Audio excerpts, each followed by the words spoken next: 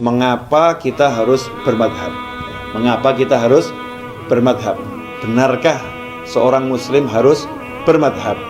Ya, kalimat mengapa kita harus bermadhab dan benarkah muslim harus bermadhab, saya kembalikan kepada Anda semua ya, untuk menjawabnya setelah mendengarkan apa yang saya sampaikan. Sebetulnya memang setiap muslim dalam hidup ini harus kembali kepada Al-Quran dan Sunnah, karena pedoman utama umat Islam adalah Al-Quran dan Sunnah. Hanya saja tidak setiap orang mampu memahami isi Al-Quran dan Sunnah dengan benar seperti yang diperintahkan oleh Nabi Muhammad SAW, seperti yang diajarkan oleh Nabi Muhammad SAW.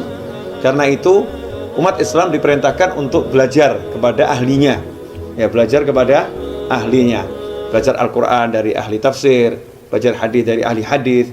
Nah, setelah mempelajari dari ahlinya, maka nanti umat Islam baru bisa memahami Al-Quran dengan benar, ya, sesuai yang diajarkan oleh Nabi Muhammad SAW.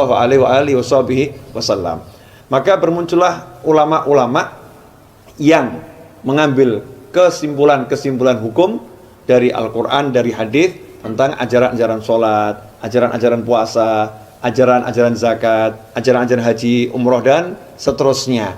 Nah, ajaran-ajaran para ulama yang mereka ambil ilmunya dari Al-Quran dan Sunnah itu kemudian dibukukan oleh murid-muridnya, ya, dibukukan oleh murid-muridnya dan diajarkan dari generasi ke generasi berikutnya. Ajaran inilah kemudian yang dikenal dengan madhab. Jadi murid-murid dari Imam Syafi'i maka disebut madhabnya Syafi'i. Murid-murid dari Imam Abu Hanifah madhabnya Hanafi. Murid-murid dari Imam Maliki madhabnya Maliki. Murid-murid dari Imam Ahmad bin Hambal madhabnya Hambali. Maka Islam secara keseluruhan, garis besar, masyarakat muslimin ini kembali kepada 4 ulama besar ini. Kenapa? Karena keempat ulama ini sudah dikenal keluasan ilmunya, dan apa yang dibutuhkan sudah ada itu dalam uraian-uraian yang mereka beliau-beliau sampaikan dan beliau-beliau ajarkan. Nah, kalau ditanya benarkah kita harus bermadhab? Jawabannya benar, kita harus bermadhab. Karena dengan bermadhab kita selamat dari memahami Al-Quran dan Sunnah sesuai dengan pikiran masing-masing, dengan kepala masing-masing. Yang mana Rasul melarang, ya, kita belajar sesuai dengan kepala kita, pikiran kita. Man fasara Al-Quran bira'yih falyatabawa' maq'adahu minan nar. Siapa menafsirkan Al-Quran sesuai dengan pemikirannya sendiri, maka silahkan ambil tempat duduknya di neraka. Nah, agar tidak terjadi yang seperti itu, maka kita belajar pada ulama.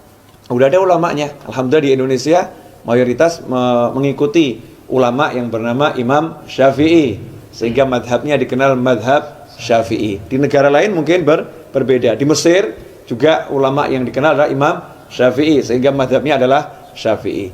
Nah, kalau ada orang berkata saya nggak mau kembali pada madhab, Al-Qur'annya ada, hadisnya ada, justru itu berbahaya.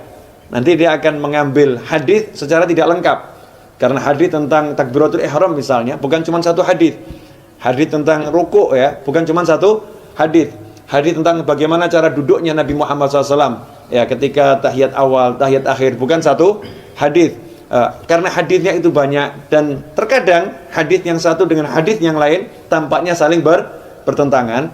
Kalau orang awam, ya, asal mencomot ngambil hadis kemudian diamalkan, bisa jadi hadis itu sudah dimansuh oleh hadisnya Nabi Muhammad SAW yang lain, sudah dihapuskan hukumnya oleh hadis-hadis yang berikutnya, sehingga dia mengamalkan sesuatu yang sebetulnya sudah tidak seharusnya diamalkan, justru salah jalan, atau dia menafsirkan sesuai kepalanya sendiri.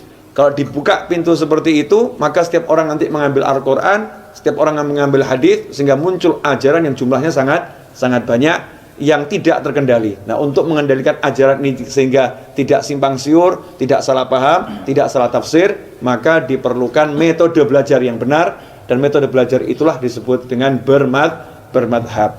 Sehingga wajibkah orang bermadhab? Demi menjaga pemahaman yang benar agar tidak salah paham dari memahami Al-Quran dan Sunnah, maka orang wajib bermadhab. Seperti misalnya gini, orang naik motor, apakah dia harus pakai helm? Ya, apakah orang naik motor harus pakai helm? Memang pakai helm nggak ada kewajiban pakai helm. Ada enggak? Enggak ada. Kewajiban pakai helm dalam beragama kan tidak ada. Tetapi kepala kita ini mahal. Nah, orang mencederakan kepala kan nggak boleh. Ya, orang membuat kepalanya itu nanti jadi terluka kan nggak boleh. Demi melindungi kepalanya ini maka orang diberi helm. Jadi pakai helm jadi penting nggak itu? Penting. Haruskah? Ya harus. Seperti dalam peperangan kalau punya duit ya beli topi baja itu ya dulu.